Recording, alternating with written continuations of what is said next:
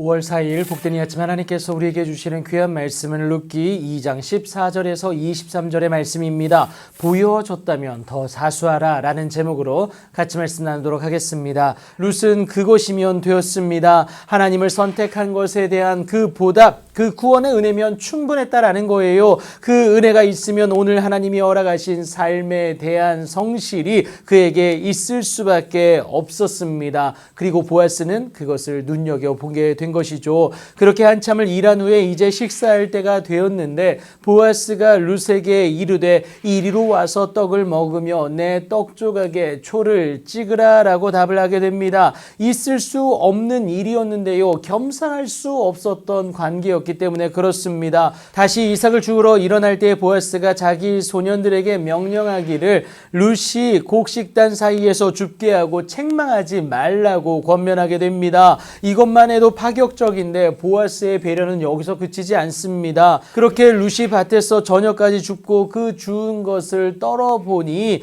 보리가 한 에바쯤 되었는데 통상적으로 걷어들이기가 불가능한 양이다라는 거예요. 모두가 다 그렇게 줍는 줄로만 알았는데 그것을 가지고 성읍에 들어가서 시어머니에게 그 주운 것을 보여주고 나서야 나오미의 깜짝 놀라는 그 모습을 보고 이것이 범상치 않음을 알게 된 겁니다. 그래서 나오미가 룻에게 말하는 것이 오늘 어디서 주었느냐, 어디서 일을 하였느냐, 너를 돌본 자에게 복이 있기를 원한다라고 축복하게 됩니다. 바로 보아스임을 시어머니에게 전하게 됩니다. 이것을 들은 나오미가 자기 며느리인 룻에게 말하는 것이 무엇이냐? 그가 여호와로부터 복받기를 원하노라. 그가 살아있는 자와 죽은 자에게 은혜 베풀기를 그치지 아니한다라는 겁니다. 그 사람은 누구냐? 보아스인데 우리와 가깝다라는 거예요. 바로 우리의 기업을 물을 자 중에 하나다라는 것을 분명히 언급하게 됩니다. 나오미는 하나님의 인도하심의 은혜가 그저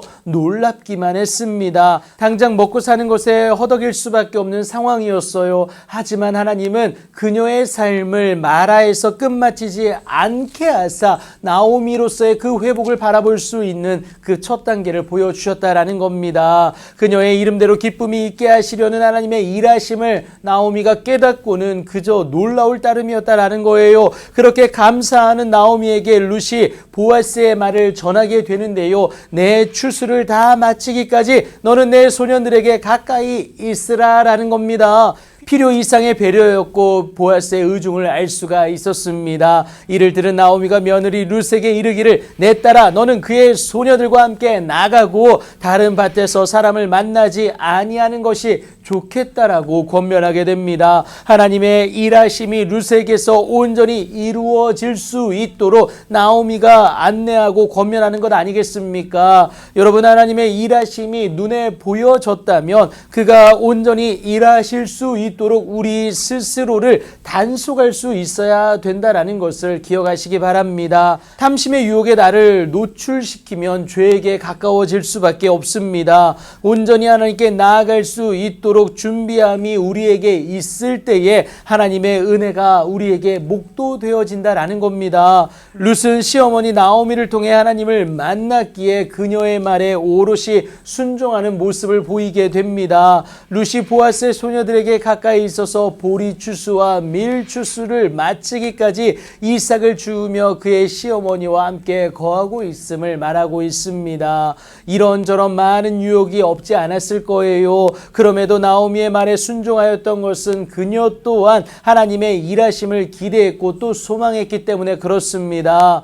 사람의 손만한 작은 구름이 보여지셨습니까? 그것이 혹시라도 성에 차지도 않고 하나님의 일하심인지도 모를 정도로 너무 작다고 해서 여러분 낭망할 필요가 없습니다. 그것은 시작일 뿐이에요. 하나님의 일의 진행 가운데 나를 지켜내고요. 하나님의 일하심을 기대함으로 소망하기만 하면 하나님의 놀라운 일은 하나님의 때에 하나님의 방법으로 반드시 이루어진다는 사실입니다. 그 하나님을 기대하고 또 소망할 수 있는 여러분들 되시길 축복합니다. 여러분 기억하세요. 하나님은 반드시 일하십니다. 오늘도 그렇게 기대하고 또 소망함으로 나아가 하나님의 일하심에 합당하게 준비되어지는 여러분들의 귀하고 복된 오늘이 되길 예수님의 이름으로 축복합니다.